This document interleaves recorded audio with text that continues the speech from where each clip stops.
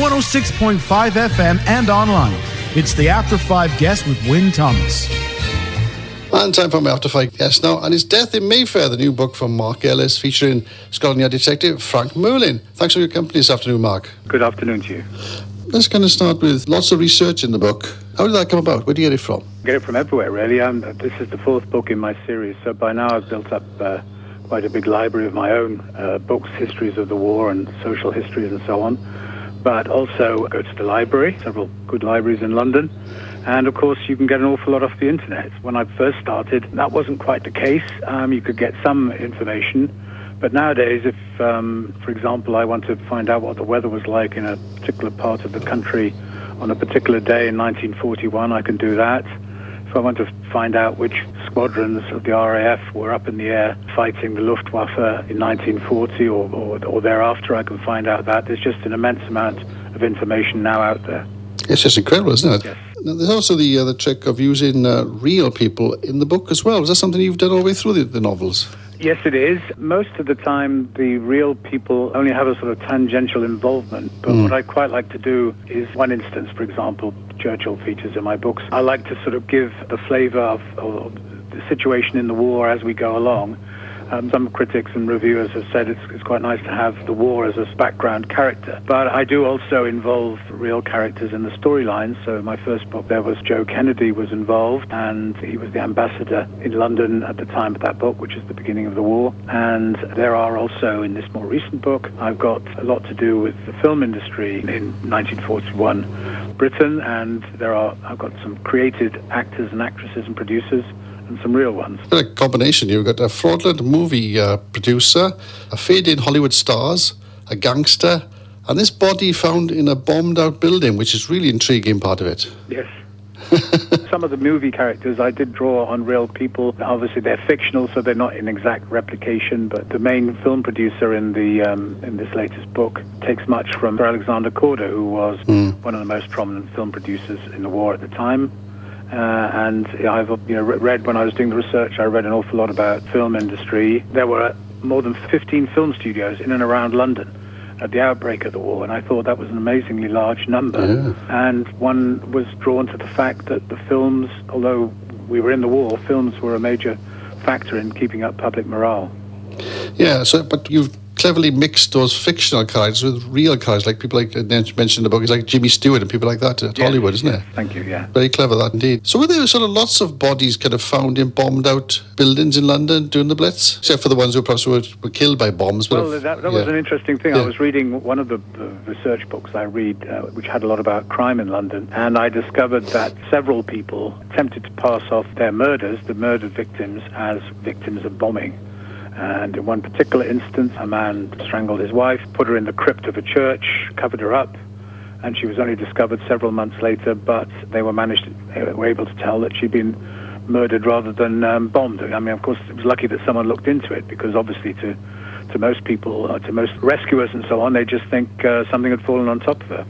Right. I mean, as I was saying there, Scotland Yard detective Frank Merlin is the centre of the books. His assistant commissioner came over to me as a bit of a political appointment. He wasn't really a true policeman. Is that how you portrayed him? The fact was that there was a mix of people at the higher levels of police then. I think it's not the case now, in which people came from a different background. My assistant commissioner certainly comes from a posh background, and to that extent can have a different outlook on life than Merlin, whose boss he is. But it's also in the sort of I guess it's not that unusual in detective stories to find detectives having awkward bosses who they don't necessarily get on with. So the question really is, why set the novels in World War II? Why World War II? Before I took up writing, I'd had a long sort of career I was a barrister, then I was in business. And I'd always wanted to write, and eventually I sold my computer business, and I thought to myself, well, I've got a chance to do this now. And the World War II had loomed large in my life. I grew up in Swansea. My father was from Swansea, my mother from Llanelli. My father had gone away to the Navy in the war, obviously long before I was born, but he contracted a lung disease in Africa, and when he came back, it was a wasting disease. It took a long time, but eventually he died in 1960. Therefore, he died because of the war. So that fact loomed large in my life. But at the same time, my mother used to tell me funny stories or interesting stories about her experiences in the war.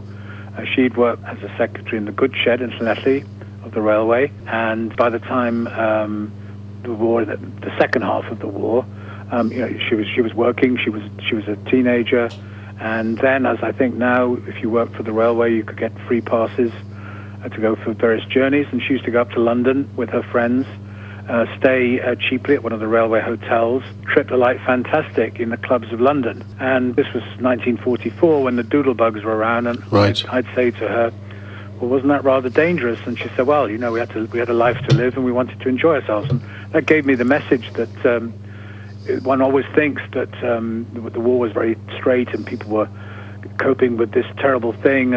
Ordinary life had stopped. Well, of course, it hadn't stopped. Ordinary life carried on. People did everything you do in ordinary life. They fell in love, they married, they fell out, they drank, they smoked, and, of course, criminals committed crime. Yeah, you seem to portray that in the book, did you? In London, sort of getting back to normal. I mean, there were shortages, there was rubble about, but they still tried to get back to normal, didn't they? Yeah, I mean, the thing is that the criminals, there were lots of things for criminals to take advantage of. You had the blackout, and you had the bombing, and you had the rationing, which created a huge black market. Police were undermanned because a lot of police went off to fight in the war. So that's a sort of good sort of background against which to set, I think, crime stories at that period. Is Merlin based on anybody, or is it just an invention of your mind? Not really. He's an invention to the extent that he's tall, dark, and handsome. He takes after my father because he was tall, dark, and handsome. Right, okay. I see what you mean. Yeah. I found the book kind of a true detective novel, really, with lots of characters. A bit in the Christie mode, I found it was, that sort of thing.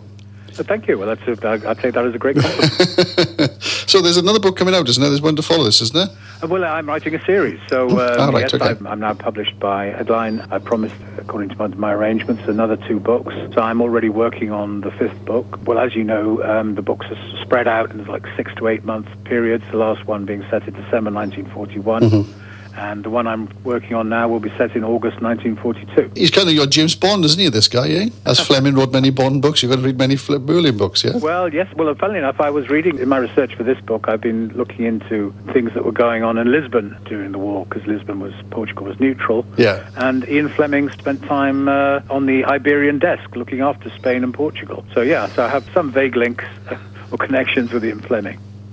There we go, that's marvellous. Well, thanks so much for being my after-five guest today. Good luck with the book, good luck with the new book as well, and thanks for being my guest today. Thank you very much, Wynne, and it's been a delight to speak to you and to your listeners. Thank you much indeed for that. Thank you.